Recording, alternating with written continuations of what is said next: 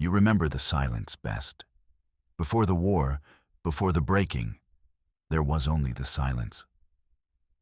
Your scout ship drifted at the edge of an unnamed system. You were charting the void as humanity always had, pushing the boundaries of a map that never seemed to end.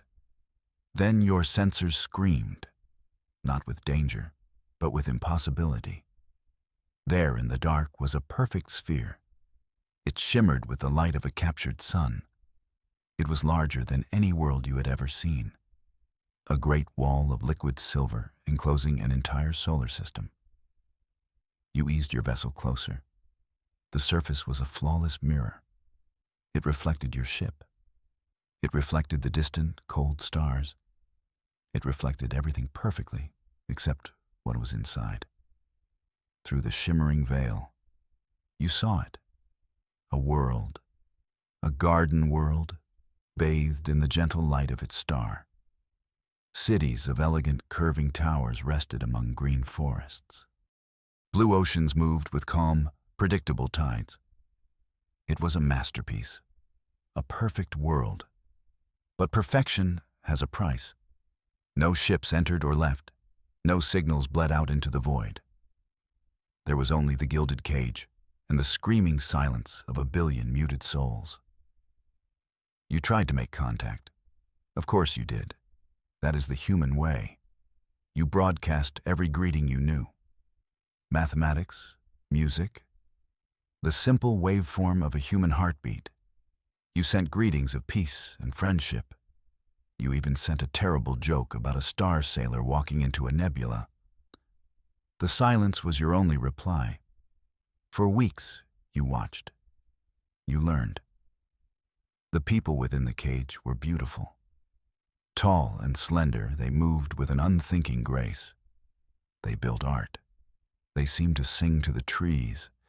They lived in harmony with their world. A harmony so complete, it felt wrong. They never argued. They never struggled. They never looked up at the shimmering wall that was their sky. They were happy prisoners. Prisoners who could not even see the bars of their own cage. You finally found a way to project out a message. Not of sound, but of feeling.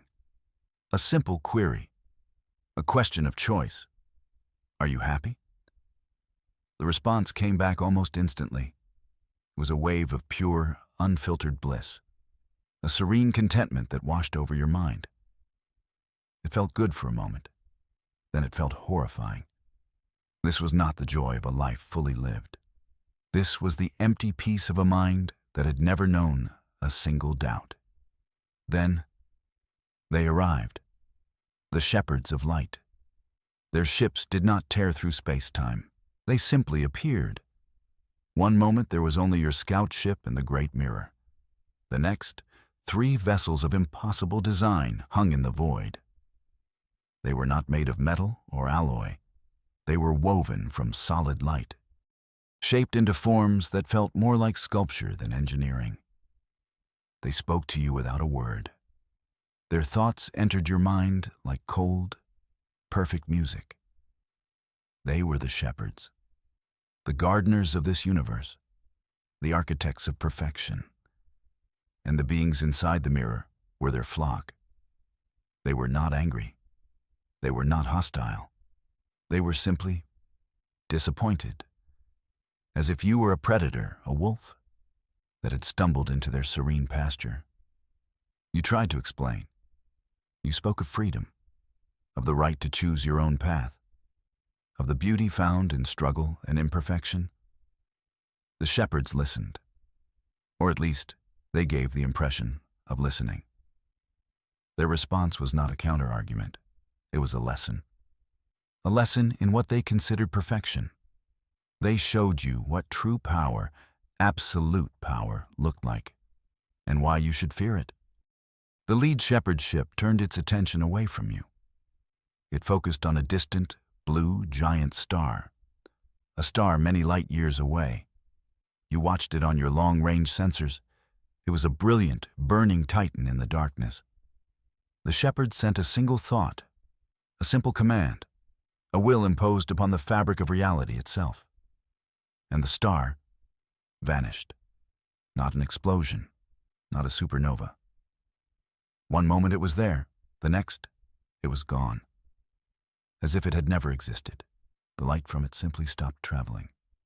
A patch of darkness now sat where a star had burned for 1 billion years. The shepherds turned their attention back to you. Their message was clear. We bring order. We bring peace. What do you bring, except noise and chaos? They told you to leave, to forget what you had seen, to return to your messy, imperfect corner of the galaxy.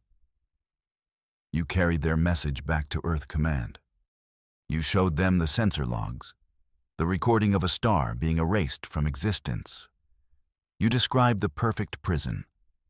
You explained the serene, empty bliss of the souls trapped within it. The High Council listened in silence. They listened to the shepherd's offer, an offer of peace if humanity agreed to stay within its designated borders, to never again interfere with their great work.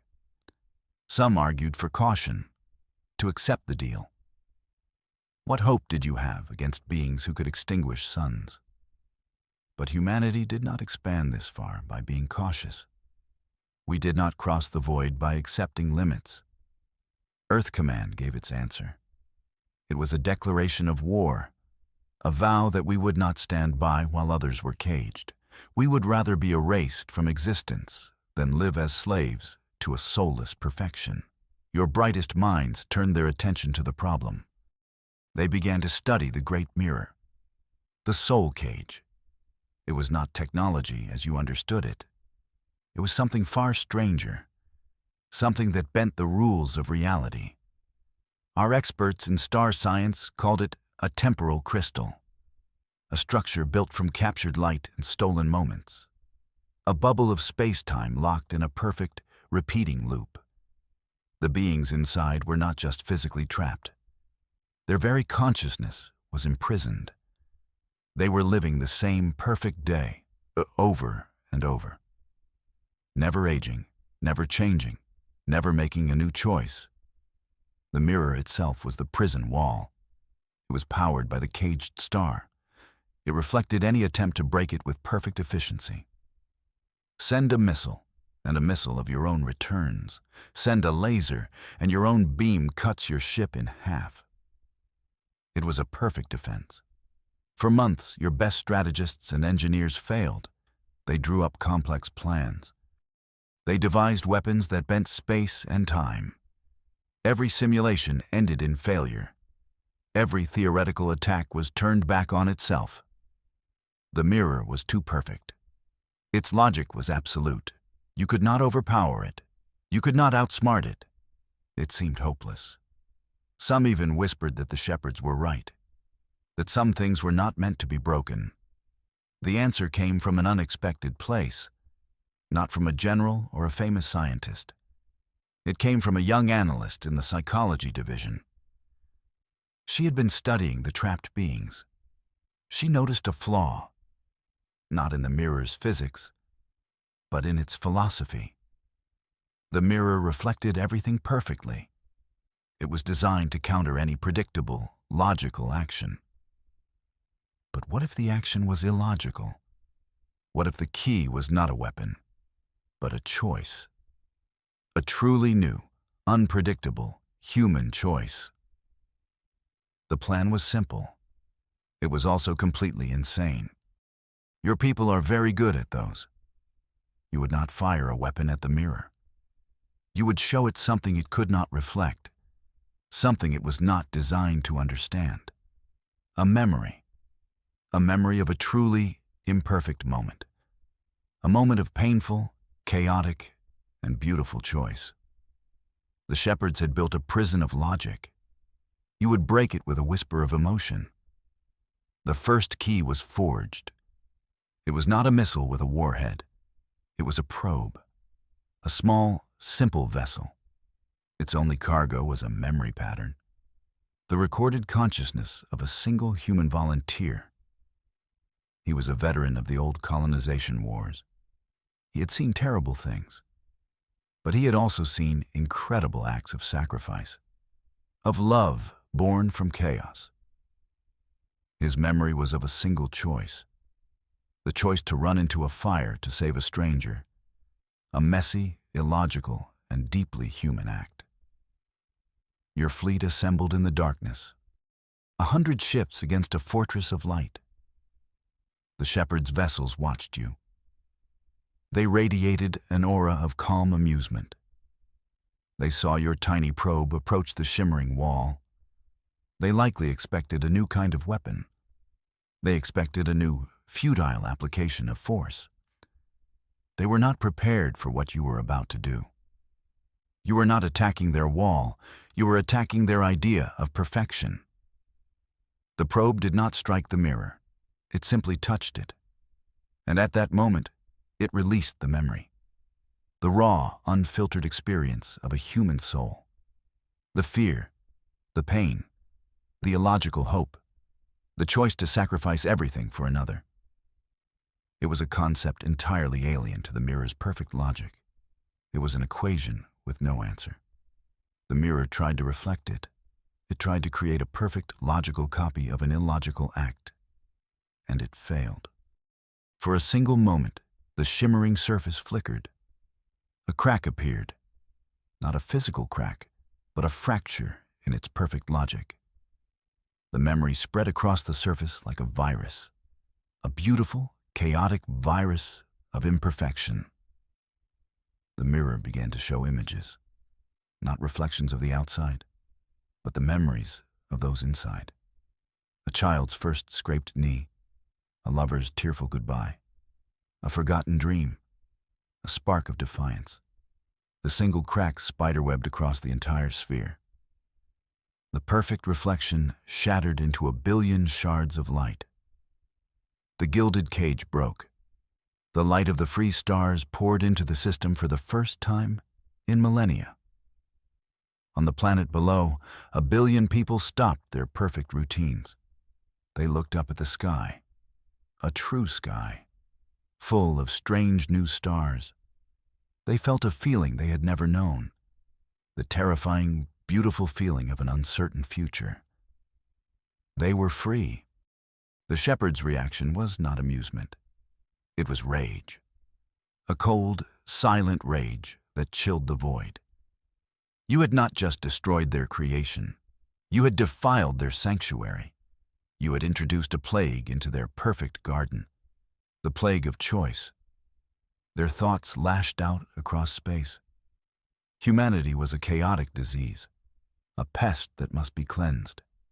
Their fleets of light descended upon your worlds. The war of ideals had begun. You could not fight them head on. Their ships were faster. Their weapons could rewrite physics. In a battle of perfect formations and strategy, you would lose.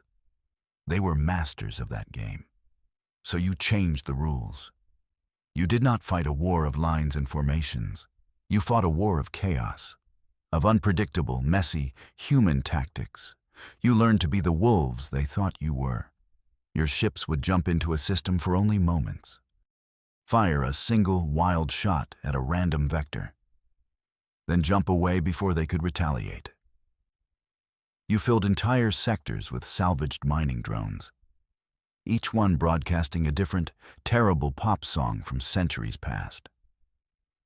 It was technological noise. It drove their perfect logical systems into madness. They expected a chess match. You were flipping the board over and throwing the pieces at them.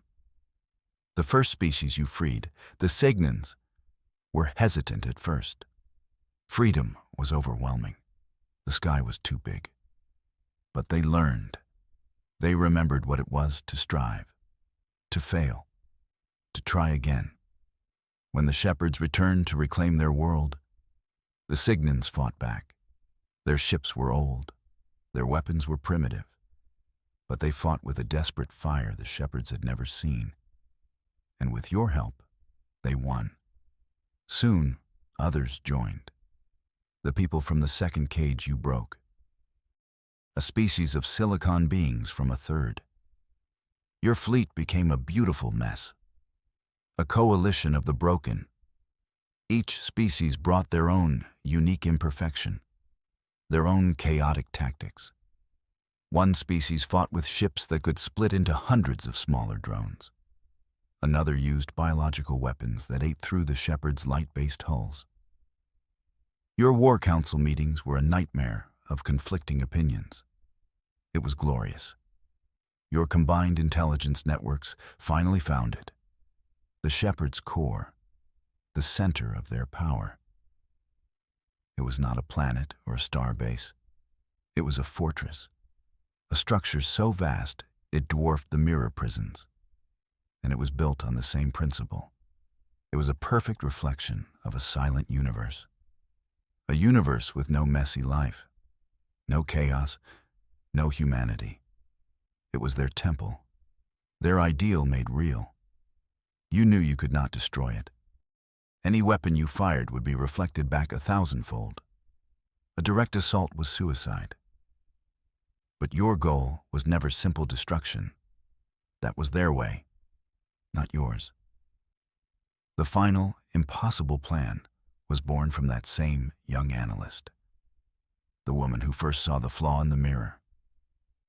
She said you must use their own philosophy against them. You had to break their greatest prison, the one they had built for themselves. The assault began. Your coalition fleet, a chaotic storm of mismatched ships, threw itself at the fortress. The Shepherd's light fleet emerged to meet you. They moved in perfect, beautiful formations. They expected you to break against their perfection like a wave against a cliff. They did not understand. The attack was a distraction. The real weapon was already on its way. A single, small ship, piloted by you. Your ship was unarmed. Its only cargo was a collection of mirrors. Simple physical mirrors, and a powerful projection system. You slipped through the battle. The chaos of your fleet was your cover. You approached the great fortress. Its surface was a perfect black. It absorbed all light, all energy, a monument to serene emptiness. You aimed your projectors. You were not going to show them a memory of human imperfection. You were going to show them their own. You broadcast your signal. Across the black, perfect surface of their fortress, an image appeared. It was a reflection, but not a perfect one. You had used their own technology against them. You showed them a reflection of their fortress with a single, tiny flaw. A crack. It was not real, just an image. But to their perfect logical minds, it was an impossible contradiction, a flaw in the flawless. Then you showed them more. You showed them reflections of their own ships, firing on each other. You showed them their perfect formations, breaking in chaos. You showed them images of what they were, beings of light, casting a shadow. The contradiction was a poison to their logic. The fortress began to tremble. Their own perfect defense systems tried to erase the flawed reflection. But how do you erase your own image? The shepherds saw it. For the first time, they saw their own imperfection. The rage they felt when you freed the Signans, the fear that was hidden beneath their condescending peace. The simple, ugly truth that they were not gardeners. They were jailers. They had built a universe of prisons, not to protect their flock, but to protect themselves from the messy reality of life. The greatest prison of all was their own mind. And you had just showed them the key. The fortress did not explode, it dissolved, fading back into the quiet, imperfect darkness of the real universe.